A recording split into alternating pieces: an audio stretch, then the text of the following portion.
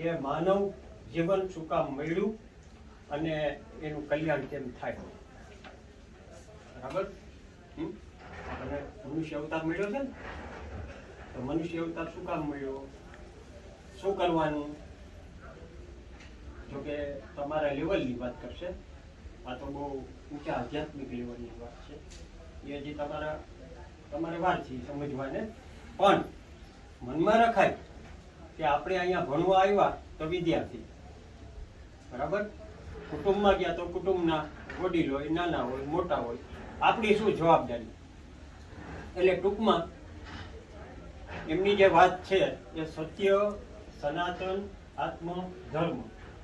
આપણો આત્મધર્મ શું, આપણું સત્ય સનાતન શું તમારામાં છે. જો અમે આવ્યા તરત તમે ઊભા થઈ ગયા, આ તમારા લેવલની વાત છે. કુટુંબમાં હોય તો કુટુંબની જવાબદારી હોય, ભાઈ આપણે કુટુંબને સાચવવું જોઈએ, આ છે તે છે.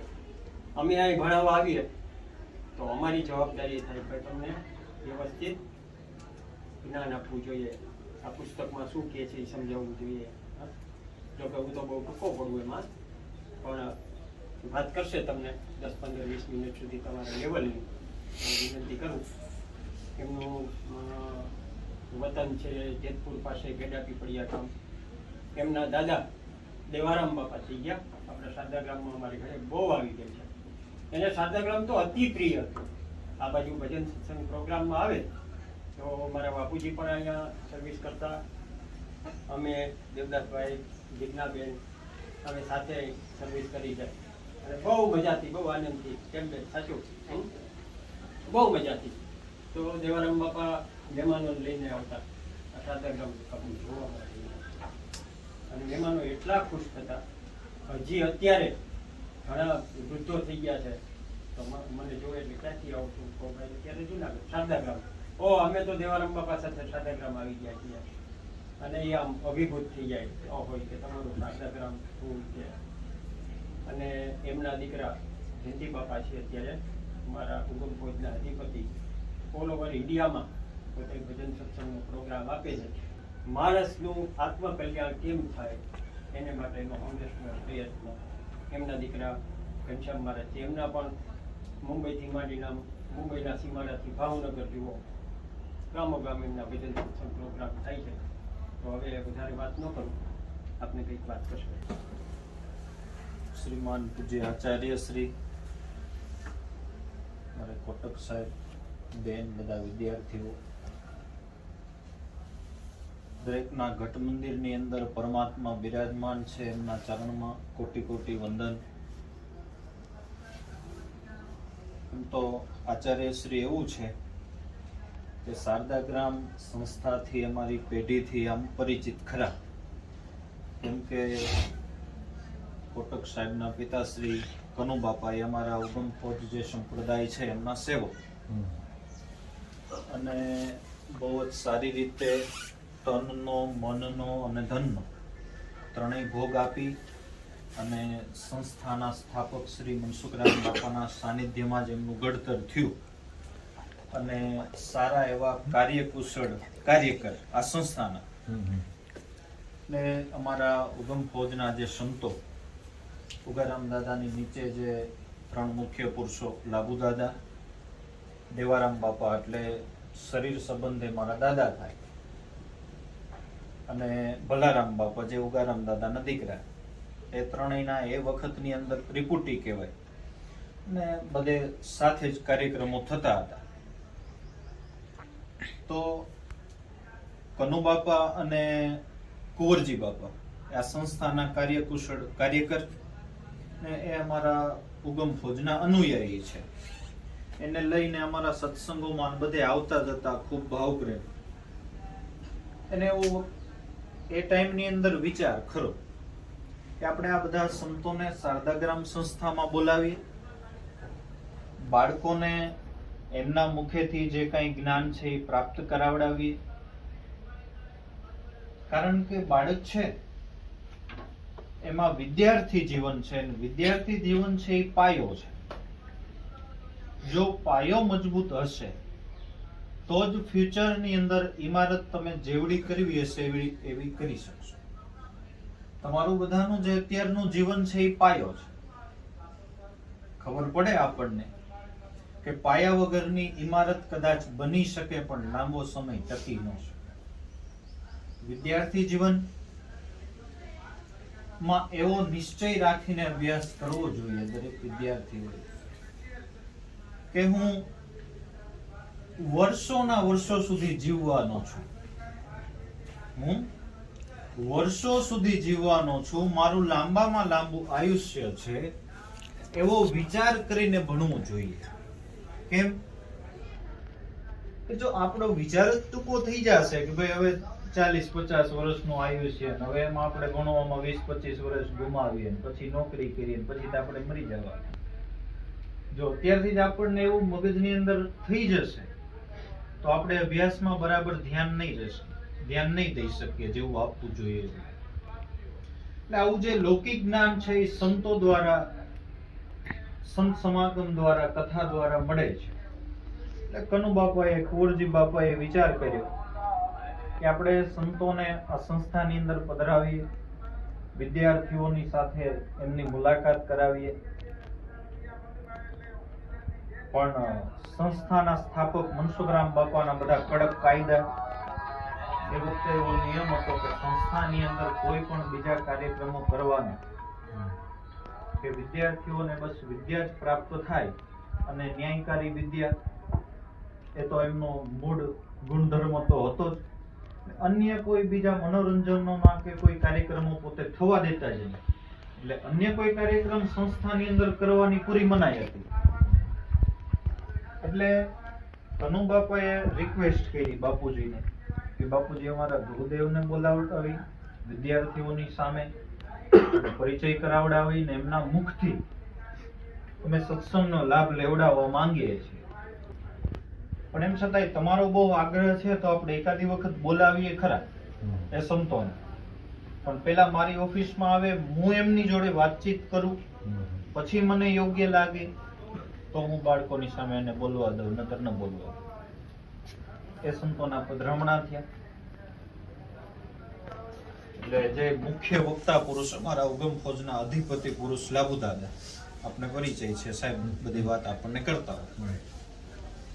એમની ને મનસુખરામ બાપાની પેલી મુલાકાત થઈ. મનસુખરામ બાપાએ પૂછ્યું અમારા ગુરુદેવ લાભુ દાદાને કે તમે બાળકોની સમક્ષ શું વાત કરશો? લાભુ દાદાએ કીધું કે બાપુજી અમારો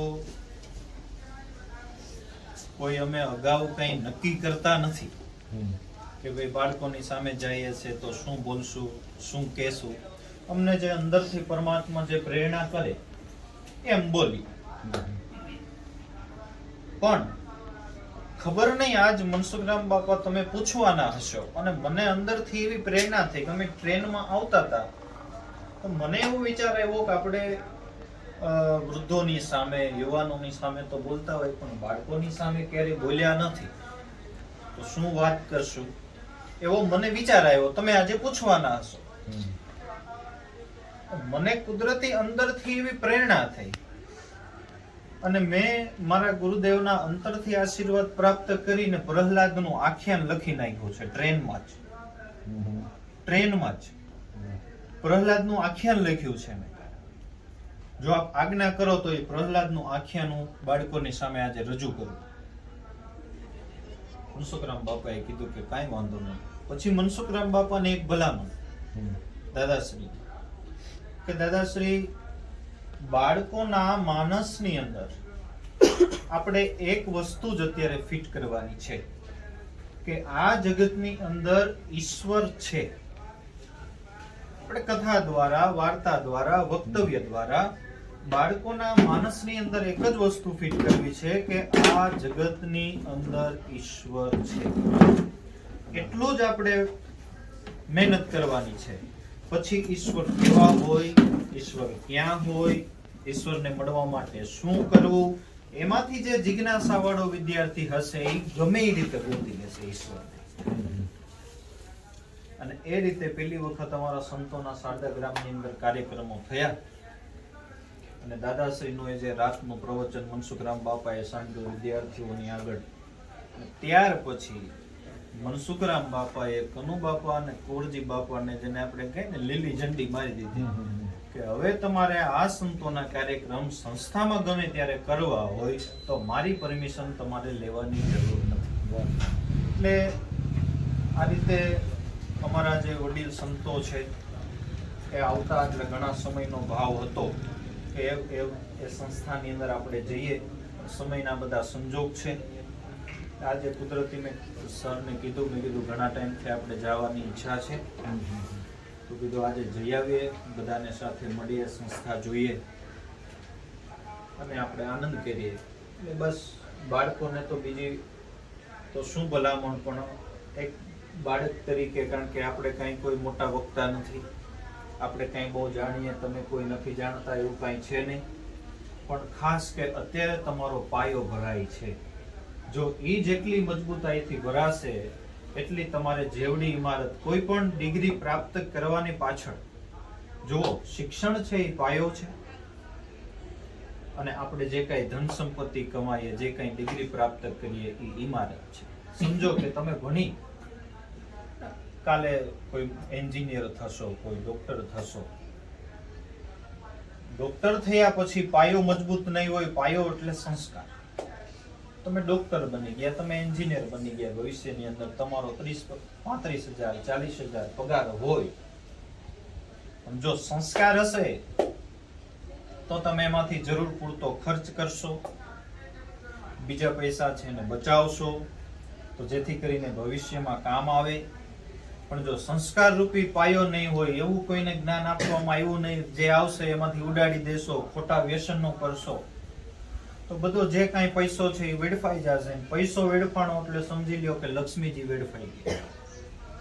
લક્ષ્મીજી ભગવાનના ઘરવાળા છે, એનું જો પૂજન કરો તો આપણા ઘરની અંદર કાયમ નિવાસ કરીને રહે. પણ એનો દુરુપયોગ જ્યાં ચાલુ થાય, એટલે આજે નહીં તો કાલે, કાલે નહીં તો 5 વર્ષ પછી, 10 વર્ષ પછી આપણા ઘરમાં રહે નહીં. એટલે બાળક જીવન છે, કુસંગ ન થાય એનું ધ્યાન રાખવું, વ્યસનો કોઈ કરવા નહીં, અને જે કક્ષાએ તમારે પહોંચવું છે એનો નિશ્ચય તમારે અત્યારે કરવો પડે. પછી તમે એવું વિચારો કે હું 10મા ધોરણનો સ્ટુડન્ટ છું, બોર્ડની પરીક્ષા આપીશ, પછી મારું રિઝલ્ટ આવશે, એના ઉપર પછી હું લાઈન નક્કી કરીશ કે મારે કઈ લાઈન લેવી. એમ નહીં. અત્યારે તમારે શું બનવું છે એ નિશ્ચય કરવાની ઉંમર છે. અત્યારથી તમે દ્રઢ સંકલ્પ કરી લ્યો કે ભાઈ મારે મોટો થઈને કોઈ પણ સંજોગે વૈજ્ઞાનિક બનવું છે, ડોક્ટર બનવું છે, કોઈ મોટું એન્જિનિયર બનવું છે. તો એ સંકલ્પ અને સંકલ્પની સાથે પ્રબળ પુરુષાર્થ, એ બંનેનું સમીકરણ થશે એટલે એક દિવસ તમે જે નિશ્ચય કરેલું સ્વપ્ન છે એ સાકાર થશે, થશે, થશે ને થશે. પણ નિશ્ચય અત્યારથી કરવો પડે કે ભાઈ એક આંબો વાવ્યો ત્યારનો આપણો નિશ્ચય છે કે હું આને ઉજેરીશ, આને મોટો કરીશ, તો એક સમયે મને કેરી ખાવા મળશે. અને નિશ્ચય કરીને એ કાર્ય તમે કરો, એને ટાઈમે ટાઈમે પાણી પાવ, એમાં ખાતર નાખો, તો એક સમયે ભલે એમાં જે સમય લાગતો હોય એ તો લાગે જ, પણ એક સમયે તમારું જે સ્વપ્ન હતું એ સાકાર થાય. એવું જ આપણું છે કે અત્યારથી આ જીવનમાં આપણે સંસ્કાર રૂપી સિંચન કરશું તો આપણે જે નક્કી કરેલો જે સંકલ્પ છે એ એક સમયે સિદ્ધ થશે. એના માટે અત્યારથી પુરુષાર્થ કરવો પડે ને અત્યારથી નક્કી કરવું પડે, તો જે ધારેલા ફલક ઉપર આપણે જઈ શકીએ છીએ. જે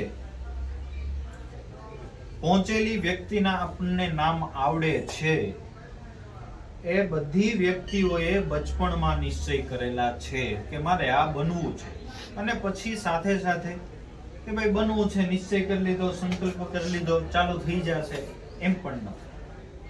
એના માટે ભોગ આપવો પડે, મહેનત કરવી પડે, પુરુષાર્થ કરવો પડે. તો જરૂર આપણે ધારેલા નિશ્ચય સુધી પહોંચી શકીએ. અને મોટા થઈને કાયમ સેવાભાવ રાખવો, પરિવારમાં બેન સાથે બેન જેવું વર્તન કરવું, મમ્મી સાથે મમ્મી જેવું વર્તન કરવું, પપ્પાની સાથે પપ્પા જેવું વર્તન કરવું. કારણ કે બધાના સ્વભાવ સરખા ન હોય, કદાચ આપણી સાથે મળે ન મળે, પણ થોડું ઘણું સહન કરીને એના થકી આપણે છીએ ને, આપણે અત્યારે બેઠા છીએ કોના થકી? કે આપણા માતા પિતા થકી. જો એ સંસારમાં ન હોત તો હું તમે ન હોત, અને આપણે આ જગત છે, આ સૃષ્ટિ છે, એ જોવાય ન મળતી હોય. બધાનો આદર સત્કાર કરવો, ગુરુજનો કે જે આપણને ભણાવી રહ્યા છે, જે આપણા આચાર્ય છે. મને બહુ ખ્યાલ નથી, પણ જીવનની અંદર કંઈક 6 ગુરુ કહેવાય છે. પહેલા ગુરુ માતા પિતા કહેવાય, બીજા ગુરુ સુયાણી કહેવાય કે જેને આપણો જન્મ બરાબર કરાવી દીધો, ત્રીજા ગુરુ છે એ આચાર્ય છે કે જેનાથી આપણને લૌકિક વિદ્યા પ્રાપ્ત થાય છે. તો સ્વાભાવિક કે જેની પાસેથી આપણે વિદ્યા પ્રાપ્ત કરવી હોય એમાં આપણને ભાવ હોવો જોઈએ, એમાં આપણને અહોભાવ હોવો જોઈએ, એનો આપણે આદર સત્કાર કરવો જોઈએ. સમજાય એવું ઉદાહરણ કે પાણીની ડોલ ભરવી હોય તો નળ ચાલુ કરી અને એની નીચે મૂકીએ તો પાણીની ડોલ ભરાય, પણ નળ ચાલુ કરો અને ડોલ ઉપર રાખો તો ભરાય. એમ જે આચાર્ય પાસેથી આપણે વિદ્યા પ્રાપ્ત કરી રહ્યા છે, જે શિક્ષક પાસેથી, એમનો આદર ભાવ રાખવો જોઈએ. આદર ભાવ રાખવાથી એ ગુરુ એ શિષ્ય ઉપર વધારે રાજી રહે છે અને કૃપાએ કરીને વિદ્યા સરળ થઈ જાય છે. વિદ્યા પ્રાપ્ત કરવાને માટે એક તો આપણો પુરુષાર્થ છે અને એક ગુરુની કૃપા છે. ગુરુની કૃપા એ કરીને આપણે જે અભ્યાસ કરીએ છીએ એ સરળ થઈ જાય છે. કારણ કે જે પરમાત્મા આપણા ઘટની અંદર બેઠા છે એ જ પરમાત્મા આપણા ગુરુદેવ, આપણા આચાર્યની અંદર બિરાજમાન છે. જો એમનો આપણે આદર સત્કાર કરીએ તો એના ઘટ મંદિરની અંદર બિરાજેલા પરમાત્મા આપણી ઉપર રાજી થાય, જેથી કરીને આપણો અભ્યાસ છે એ હોય એના કરતા સુગમ થઈ જાય. એવો ભાવથી અભ્યાસ કરવો, નીતિમત્તાના ધોરણને ક્યારેય ભૂલવું નહીં. જેની વૃત્તિ સારી નથી, ભલે આપણે એક બેન્ચમાં બેસતા હોય પણ આપણને ખબર છે કે આની વૃત્તિ સારી નથી, તો ભલે એક સ્કૂલની સિસ્ટમ હોય એ પ્રમાણે આપણે બેસવું પડે. ભલે એની બાજુમાં બેઠા છીએ પણ એનામાં જે ખરાબ ગુણ છે એ આપણે લેવા જરૂરી નથી. એના ગુણ એની પાસે, ખરાબ ગુણ રહેવા દેવા. પણ જે મધમાખી છે ને બાળકો, એ કાદવમાંથી પણ સાર ગ્રહણ કરીને મસ્ત મજાનો મધ બનાવી શકે છે. એમ સ્કૂલની અંદર બધા સારા વિદ્યાર્થીઓ જ હોય એવું જરૂરી નથી. કોઈના સંસ્કાર સારા ન પણ હોય, પણ એમાં જે ગુણ છે એને મધમાખીની જેમ લઈ લેવો, અવગુણ છે એનામાં રહેવા દેવો. કોઈ પણ જેમ કાદવમાં કંઈક ગુણ છે તો વિદ્યાર્થીમાં તો કંઈક હશે જ નહીં. એમાંથી જે ગુણ પ્રાપ્ત થાય ગુણને ગ્રહણ કરી ગુણમય જીવન બનાવવું, ધારેલા ફલક સુધી પહોંચી જવું. સદગુરુદેવ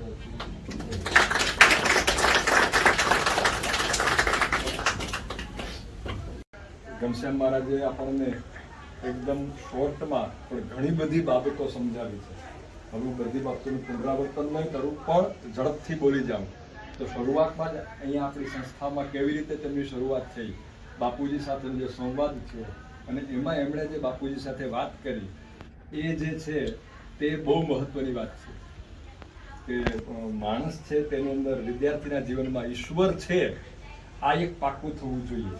આ પાક્કું થઈ પછી જગતની કોઈ તાકાત એને બીજે ક્યાંયથી કોઈ ડોલાવી નહીં શકે.